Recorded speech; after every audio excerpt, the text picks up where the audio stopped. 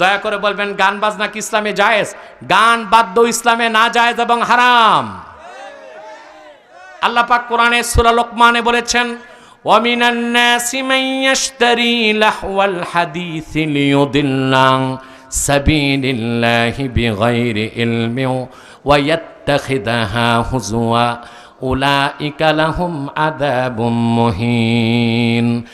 একজন দুইজন নয়, 27 জন মুফাসসির একমত, লাহওয়াল হাদিস বলে আল্লাহ তাআলা গান বাদ্যকে হারাম করেছেন।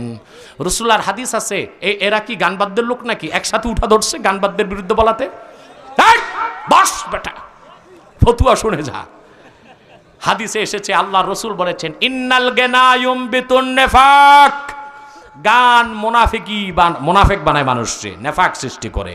কথা বুঝছেন? এই যে এক বাউল করলো ফাউল, এখন ঢুকছে শ্বশুর বাড়ি। এই বেটা সারা রাত ভিক্ষা করে 10,000 টাকা পায় না, 50 লাখ টাকার ঘোষণা দিছে আমাদের সাথে বহাজ করবে। চিন্তা করছেন? হ্যাঁ, বামনে সান ধরতে চায়। এই বাউলটা কেউ চিনতো না, জেলে যাওয়ার পর চিনছে। কি কয় সারা রাতে, যে আমি তো কিছু বুঝি না, ও ও ও ও যে করতে থাকে সারা রাত, এর কোনো অর্থ ব্যাখ্যা আছে? সারা রাত সারিন্দা পিঠা 10,000 টাকা ভিক্ষা পায় না, এই বেটা 50 লাখ টাকার ঘোষণা দিচ্ছে বহাজ করবে। বেটা, তোর সাথে বহস করার জন্য আলেমদের মাথা খারাপ হয় নাই, ঠিক মতো কিন্তু পেশাব করে পানি নেয় না, নাম রাখছে শরীয়ত সরকার। শরীয়তের কিচ্ছু নাই, নাম রাখছে শরীয়ত সরকার। ঠিক কিনা? গান বাদ্য হারাম।